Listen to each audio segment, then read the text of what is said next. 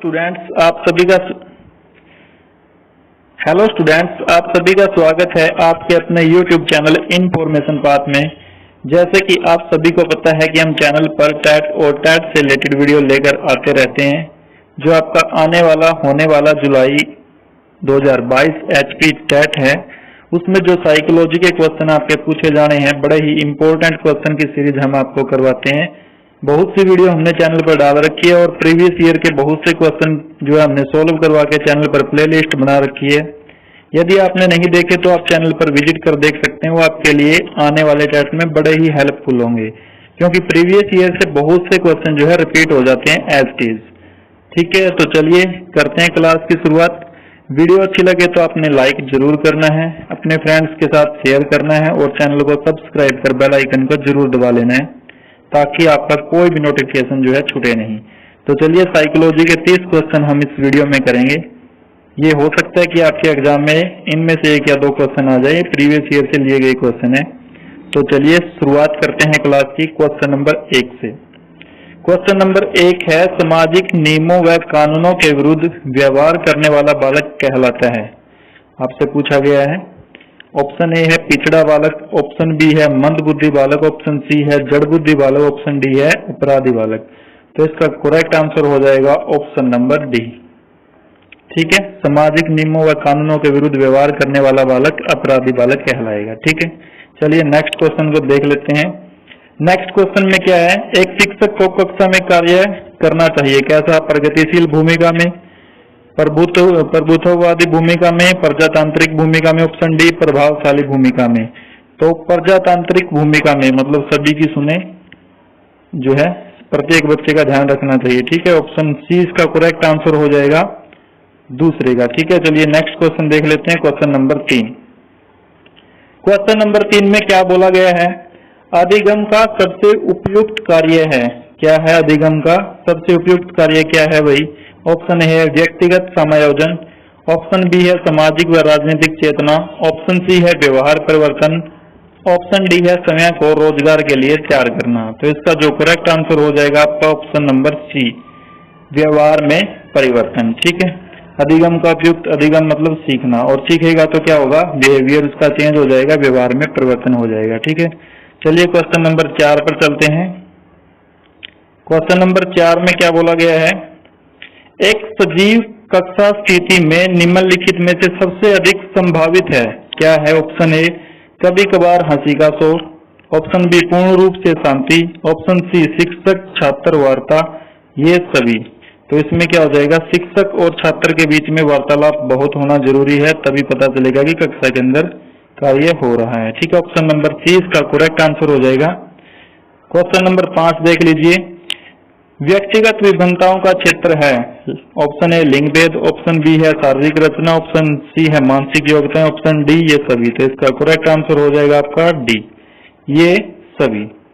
चलिए next question देख लेते हैं। निम्नलिखित में से कौन मानव विकास का सही क्रम है? ये आपने बताना है, कौन सी अवस्था पहले आती है, कौन सी उसके बाद आती है। ठीक है, चलिए ऑप्शन ए शैशवावस्था, किशोरावस्था, बाल्यावस्था, प्रौढ़ावस्था। ये गलत है, जिसने भी साइकोलॉजी पढ़ी है वो इसको कभी भी गलत नहीं करेगा। ऑप्शन बी है शैशवावस्था, बाल्यावस्था, किशोरावस्था, प्रौढ़ावस्था, ऑप्शन सी है बाल्यावस्था, किशोरावस्था, प्रौढ़ावस्था, शैशवावस्था, ऑप्शन डी है बाल्यावस्था, शैशवावस्था, किशोरावस्था, प्रौढ़ावस्था। तो इनमें जो है बी आपका करेक्ट आंसर हो जाएगा, क्योंकि सबसे पहले शैशवावस्था आती है, उसके बाद बाल्यावस्था शुरू होती है, उसके बाद किशोर और उसके बाद प्रौढ़ावस्था। तो इसका बी करेक्ट आंसर हो जाएगा आपका छठा का। चलिए क्वेश्चन नंबर 7 को देख लेते हैं। जब बालक सीखने के लिए तैयार होता है तब वह जल्दी व प्रभावशाली तरीके से सीखता है। यह सिद्धांत प्रतिपादित किया है। सिद्धांत किसने दिया है? आपसे पूछा गया है। ऑप्शन ए है थोर्नडाइक, ऑप्शन बी है स्किनर, ऑप्शन सी है पावलोव, ऑप्शन डी है कूर्ट लेविन द्वारा। तो इसका जो करेक्ट आंसर हो जाएगा ऑप्शन ए, थोर्नडाइक ने सिद्धांत जो है दिया है। ठीक है, आपके क्वेश्चन इनमें से बहुत से आ सकते हैं, 1 या 2 नहीं, ज्यादा भी आ सकते हैं। ठीक है, तो ध्यान से आपने क्लास देखनी है और शेयर भी इसको करना है। ठीक है, चलिए क्वेश्चन नंबर 8 देख लेते हैं। आपके अनुसार शिक्षण है एक प्रक्रिया है, एक कला है, एक कौशल है, बी और सी दोनों है। तो इसका तो सभी को पता होगा, ऐसे क्वेश्चन में लगभग जो आंसर होता है वो दोनों ही होता है। ठीक है, चलिए क्वेश्चन नंबर 9 देख लीजिए। मानव आवश्यकताओं का पदानुक्रम किसने दिया? मानव आवश्यकताओं का पदानुक्रम किसने दिया? ऑप्शन ए है थोर्नडाइक, ऑप्शन बी है मास्लो। तो जो 9th का हो जाएगा बी, वो मास्लो आ जाएगा, 9th का बी। ठीक है, चलिए क्वेश्चन नंबर 10 को देख लेते हैं। क्वेश्चन नंबर 10, क्वेश्चन नंबर 10 में क्या पूछा गया है? Zone of proximal development ZPD का प्रत्यय दिया। ये क्वेश्चन बहुत बार जो है साइकोलॉजी के अंदर, टेट के अंदर पूछा जाता है। ZPD का सिद्धांत किसने दिया? इसका फुल फॉर्म है जोन ऑफ प्रोक्सिमल डेवलपमेंट। ये किसने दिया? ऑप्शन ए है बंडूरा द्वारा, ऑप्शन बी प्याजे द्वारा, ऑप्शन सी स्किनर द्वारा, ऑप्शन डी वाइगोत्स्की द्वारा। तो आपने इसका ध्यान रखना है, बड़ा ही अच्छा क्वेश्चन है। ऑप्शन डी वाइगोत्स्की, ZPD, इसको शॉर्ट फॉर्म में याद कर लो, ZPD वाइगोत्स्की।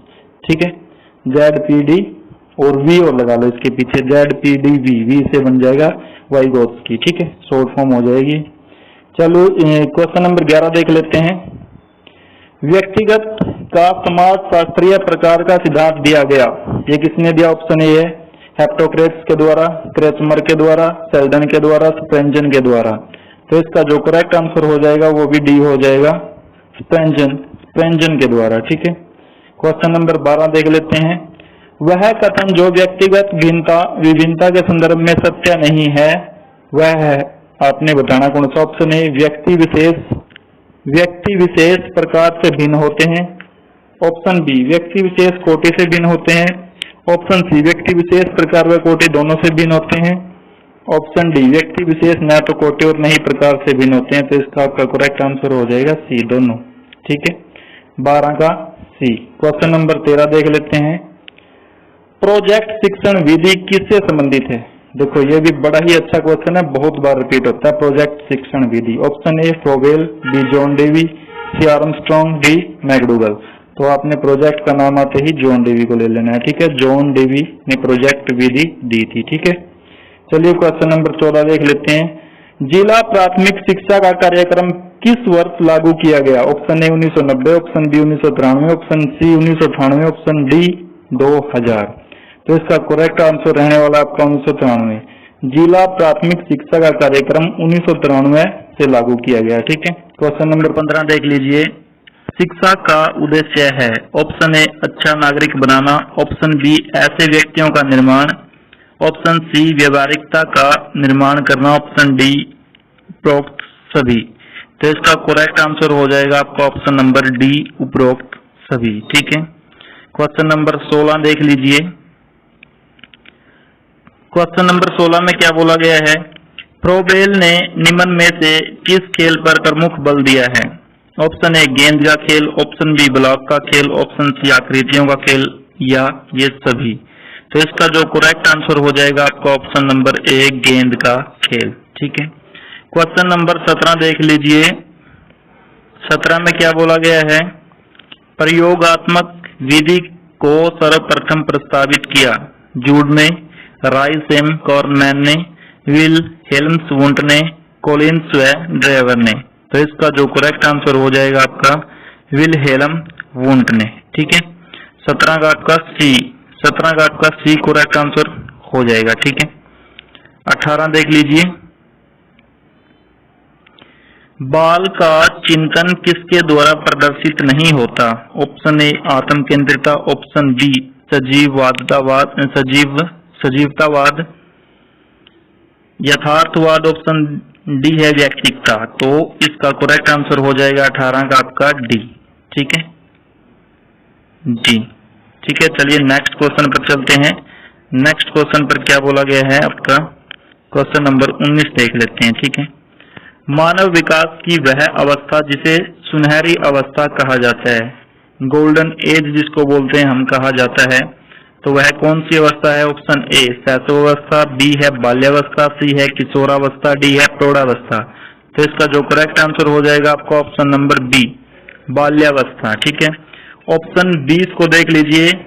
वह विशेषता जो कि सहयोगात्मक स्थिति की सीमा में नहीं है, वो विशेषता बतानी आपने कौन सी है? चलिए इसके ऑप्शन देख लेते हैं। इसके ऑप्शन में क्या बोला है वो देख लीजिए। ऑप्शन ए क्या है? आमने सामने अंत क्रिया। ठीक है, ऑप्शन डी है व्यक्तिक जवाबदेही, ऑप्शन सी है कार्यों पर जोर और ऑप्शन डी है शिक्षक केंद्रित। ठीक है, तो इसका जो करेक्ट आंसर हो जाएगा आपका 20 का, वो हो जाएगा आपका 20 का करेक्ट आंसर देख लीजिए, आपका हो जाएगा ऑप्शन नंबर डी, शिक्षक केंद्रित। ठीक है, 20 का करेक्ट आंसर हो गया आपका ऑप्शन नंबर डी, शिक्षक केंद्रित। क्वेश्चन नंबर 21 देख लीजिए, सृजनात्मकता के बारे में क्या गलत है? सृजनात्मकता तथा बुद्धि सदैव साथ साथ चलते हैं। ऑप्शन बी, सृजनात्मकता में लचीलापन होता है। सृजनात्मकता जो है सार्वभौमिक प्रत्यय है। सृजनात्मकता में अहम का समावेश होता है। तो 21 का जो आपका करेक्ट आंसर हो जाएगा वो हो जाएगा ऑप्शन नंबर ए, ये गलत है इसका। ठीक है, सृजनात्मकता और बुद्धि जो है साथ साथ चलते हैं, ये इसका गलत है। ठीक है, तो 21 का करेक्ट अपना ए हो गया। चलिए 22 पर चलते हैं। एक सिद्धांत के रूप में निर्मितिवाद क्या है? अनुकरण की भूमिका पर केंद्रित करता है। अधिगमकर्ता की स्वयं के शब्दों का निर्माण करने की भूमिका पर जोर देता है। ऑप्शन सी, सूचनाओं को रटने तथा प्रत्यक्षमन द्वारा परीक्षण पर जोर देता है। ऑप्शन डी, शिक्षक की प्रधान भूमिका पर जोर देता है। तो 22 का आपका करेक्ट आंसर हो जाएगा अधिगमकर्ता के समय के शब्दों के निर्माण करने की भूमिका पर जो है जोर देता है। ठीक है, बी। चलिए क्वेश्चन नंबर 23 देख लेते हैं। अधिगम कार्य के लिए विद्यार्थी की तत्परता का आकलन करना शिक्षक के लिए कठिन है, क्योंकि तत्परता के सभी तत्व एक साथ परिपक्व नहीं होते। तत्परता के अधिकतर तत्व बाह्य रूप से दृश्य नहीं होते। अभिभावक अपने बच्चों की उपलब्धि के लिए धकेलते हैं और शिक्षक विद्यार्थियों के ग्राहक व्यवहार का निर्णय करने में कमजोर होते हैं। तो 23 का जो आपका करेक्ट आंसर हो जाएगा वो हो जाएगा ऑप्शन ए, तत्परता के जो सभी तत्व होते हैं वो एक साथ मैच्योर यानी कि परिपक्व नहीं होते। ठीक है, चलिए 24 देख लेते हैं। इरफान खिलौने तोड़ता है तथा उसके अवयवों को देखने के लिए उसे अलग अलग कर देता है। ठीक है, आप क्या करेंगे?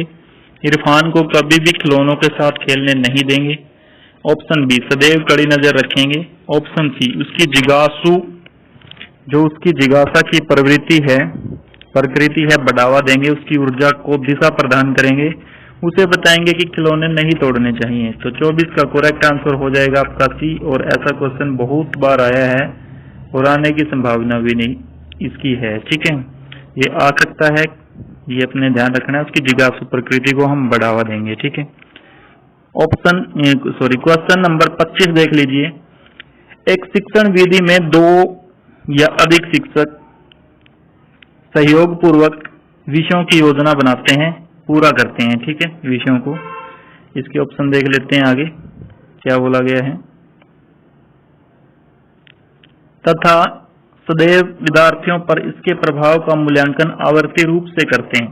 यह विधि सर्वय दृश्य शिक्षण, टोली शिक्षण है, दृश्य शिक्षण है या व्यक्तिक शिक्षण है? तो इसका जो करेक्ट आंसर हो जाएगा आपका ऑप्शन नंबर बी, टोली शिक्षण इसको हम बोलेंगे। ठीक है, 25 का हो गया आपका बी। चलिए 26 को देख लेते हैं। व्यवहार का संज्ञानात्मक पहलू निम्न में से संबंधित होता है। ऑप्शन ए, सीखने के संज्ञानात्मक पक्ष से। ऑप्शन बी, सीखने के भावनात्मक पक्ष से। ऑप्शन सी, सीखने के क्रियात्मक पक्ष से। ऑप्शन डी, सीखने के मनोवैज्ञानिक पक्ष से। तो 26 का जो आपका करेक्ट आंसर हो जाएगा वो हो जाएगा बी, सीखने के भावनात्मक पक्ष से। ठीक है, सीखने का भावनात्मक पक्ष। ठीक है, चलिए क्वेश्चन नंबर 27 देख लेते हैं। एक अच्छा विद्यालय है, कौन सा है अच्छा विद्यालय? जो कड़ी प्रतियोगिता की भावना पर जोर देता है, जहां प्रत्येक बालक खुशी का अनुभव करे वह बिना एक दूसरे के सहयोग से व्यक्तिगत रूप से सीखे। ठीक है, ऑप्शन सी, जो बालक के सामाजिक स्थिरीकरण को समझे तथा कक्षा के वातावरण को प्रगतिशील व प्रेरणास्पद बनाए। ठीक है, ऑप्शन डी, जो आदर्श सूत्रों को याद करने पर जोर दे। तो 27 का आपका करेक्ट आंसर हो जाएगा ऑप्शन नंबर सी, जो बालक के सामाजिक स्थिरीकरण को समझे तथा कक्षा के वातावरण को प्रगतिशील व प्रेरणास्पद बनाए, ऐसा ही अच्छे विद्यालय कहलाने के लायक होगा। ठीक है, क्वेश्चन नंबर 28 देख लीजिए। एक कक्षा में एक शिक्षक पढ़ाने के लिए बाल केंद्रित उपागम का प्रयोग कर रहा है। यह तरीका उपयुक्त नहीं है। क्यों नहीं उपयुक्त? समूह वार्तालाप के लिए, प्रोजेक्ट विधि के लिए। ठीक है। नहीं है क्वेश्चन के अंदर, ये ध्यान रखना है, नहीं वाले बहुत से क्वेश्चन आपके गलत हो जाते हैं, आप उसको यस मान के चलते हैं, करेक्ट मान के चलते हैं, लेकिन स्टेटमेंट हमारी नेगेटिव है, नहीं वाला क्वेश्चन है, ठीक है। चलिए इसके और ऑप्शन देख लेते हैं। और ऑप्शन में क्या बोला गया है? ऑप्शन सी प्रदर्शन के लिए, ऑप्शन डी प्रश्नोत्तर के लिए। तो 28 का आपका करेक्ट आंसर हो जाएगा, वो हो जाएगा ऑप्शन नंबर सी, प्रदर्शन के लिए, ठीक है, 28 का सी। तो चलिए नेक्स्ट क्वेश्चन देख लेते हैं। जब एक क्षेत्र का अधिगम दूसरे क्षेत्र के अधिगम में सहायता करता है उसे कहते हैं। एक क्षेत्र का मतलब एक चीज बच्चे ने सीख ली और वो चीज आगे किसी वस्तु को, किसी कार्य को सीखने के लिए यदि काम आती है तो वो आप उसको क्या बोलेंगे हम, ठीक है। अधिगम का धनात्मक अनंतरण, अधिगम का ऋणात्मक अनंतरण, और अधिगम का शून्य अनंतरण, और अधिगम का परम अनंतरण, ठीक है। तो इसका जो करेक्ट आंसर हो जाएगा आपका, वो हो जाएगा ऑप्शन नंबर ए, अधिगम का धनात्मक अंतरण, ठीक है, पॉजिटिविटी होगी, ठीक है, क्योंकि एक चीज उसने पहले सीख रखी थी, उसकी सहायता से उसने दूसरी चीज को सीख लिया, तो ये पॉजिटिविटी के अंदर हम इसको लेंगे, इसलिए इसका करेक्ट आंसर आपका क्या हो जाएगा, ऑप्शन नंबर ए, अधिगम का धनात्मक अंतरण, ठीक है। चलिए नेक्स्ट क्वेश्चन को देख लेते हैं, क्वेश्चन नंबर 30। एक अच्छे शिक्षक का सबसे महत्वपूर्ण गुण क्या है? एक अच्छा शिक्षक के अंदर क्या गुण महत्वपूर्ण होना चाहिए? विषय वस्तु का उसको पूर्ण ज्ञान होना चाहिए, अच्छा संप्रेषण कौशल उसका होना चाहिए, विद्यार्थियों के हित का ध्यान रखने वाला होना चाहिए, प्रभावी नेतृत्व का गुण होना चाहिए। देखो वैसे तो सभी ठीक हैं, लेकिन सबसे महत्वपूर्ण गुण पूछा है, ठीक है। क्या क्वालिटी टीचर के अंदर सबसे महत्वपूर्ण जो है होनी चाहिए, इंपोर्टेंट क्वालिटी कौन सी होनी चाहिए? विषय वस्तु का पूर्ण ज्ञान, जिस चीज को वो पढ़ा रहे हैं ना उसका उसको टोटल यानी कि कंप्लीट एक अच्छे तरीके से ज्ञान होना चाहिए। वैसे तो ये तीन और ऑप्शन इसके ठीक हैं, लेकिन सबसे महत्वपूर्ण पूछ लिया। अगर ऐसे पूछ लेते कि अच्छे शिक्षक के गुण क्या होते हैं, फिर तो ये सभी हैं, ठीक है, लेकिन महत्वपूर्ण पूछ लिया तो विषय वस्तु का पूर्ण ज्ञान उसको होना चाहिए। समझ में आई? 30 का ए हो जाएगा, ठीक है। तो ऐसे 30 क्वेश्चन जो है हमने अपनी क्लास के अंदर किए, ठीक है। ये आपके जो टेस्ट आपका आने वाला है उसमें बड़े ही हेल्पफुल होंगे। हो सकता है क्वेश्चन यहाँ से आ जाए, तो आपने इसको अच्छे तरीके से देखना है। वीडियो आपको अच्छी लगे तो आपने लाइक जरूर करना है, अपने फ्रेंड्स के साथ शेयर जरूर करना है, और चैनल को सब्सक्राइब कर बेल आइकन को आपने जरूर दबाना है, ताकि आपका कोई भी नोटिफिकेशन जो है मिस ना हो, ठीक है। तो ऐसे ही क्वेश्चन इंपॉर्टेंट जो आपके लिए हेल्पफुल होंगे वो हम चैनल पर लेकर आते रहेंगे, ठीक है। तभी तक आपने वीडियो को देखना है, लाइक करना है, शेयर करना है, ठीक है। तो चलिए मिलते हैं नेक्स्ट क्लास में।